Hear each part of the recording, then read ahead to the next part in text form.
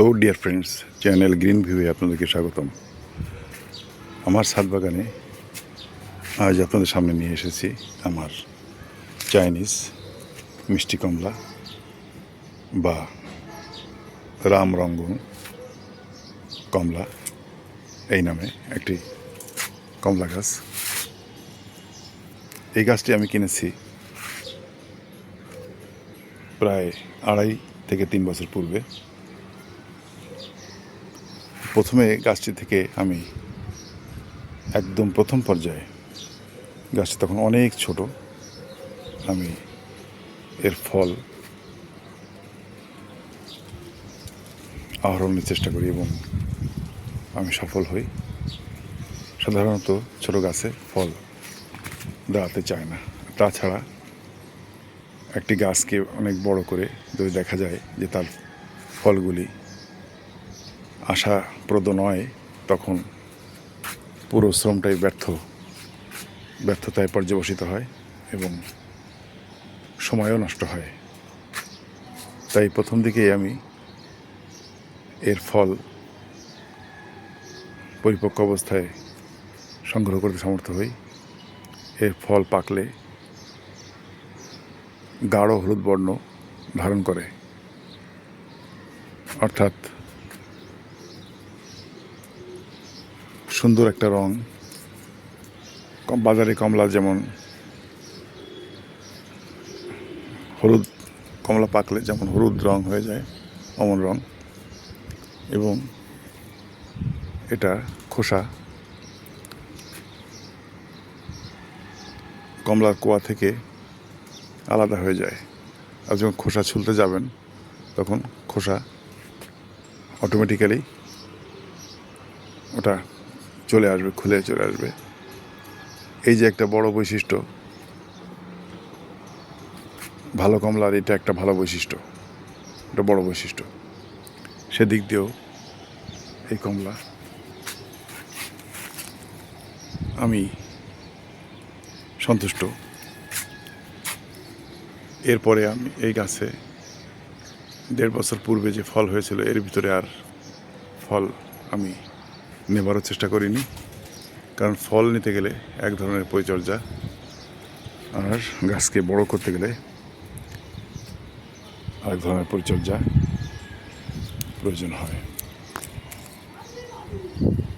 এই যে ফলগুলো দেখতে পাচ্ছেন, এইগুলো চাইনিজ মিষ্টি কমলা। বাজারে আপনারা দেখেন থলিতে রেখে কেজি দরে বিক্রি হয়, এটা সেই কমলা।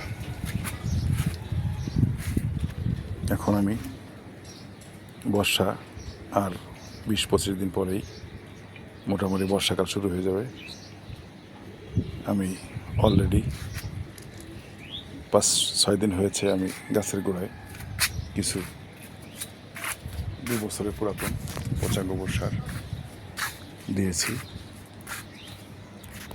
যাতে বর্ষায় গাছটি আরও ভালোভাবে, আরও শক্তপোক্তভাবে গ্রোথ নেয়। দেখুন গাছটি কিন্তু যথেষ্ট বড়। প্রথমবার ফল হওয়ার পরে আমি গাছটির পিছনে বেশ খানিকটা সময় ব্যয় করি, এর বৃদ্ধির দিকে মনোযোগ দেই এবং আল্লাহর রহমতে গাছটি যথেষ্ট বড় হয়েছে। দেখা যাচ্ছে ফল, দেখুন ওই যে দূরে ফল দেখা যাচ্ছে, মাঝখানে কিছু ফল আছে, দেখতে পাচ্ছেন।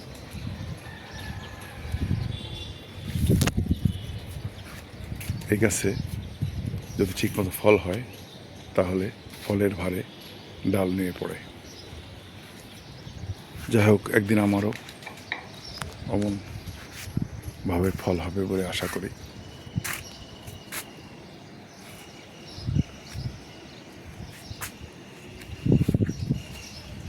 খুলনার লবণ আবহাওয়ায় খুলনা জেলা এবং বিভাগ, এই বিভাগটি লবণাক্ত এলাকা।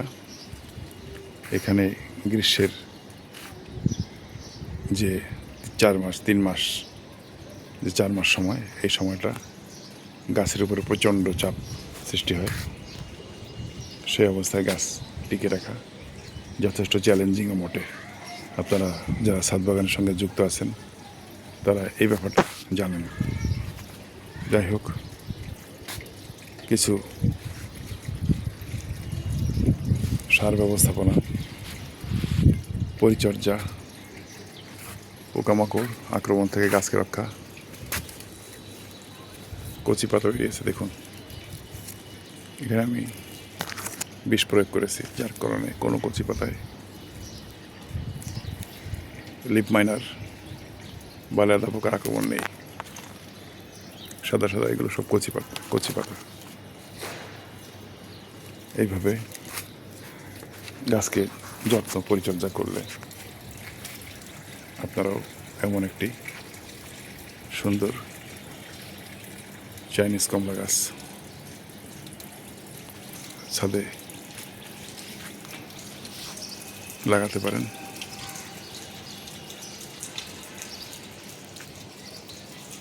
আজকের মতো এখানেই বিদায় নিচ্ছি। আল্লাহ হাফেজ।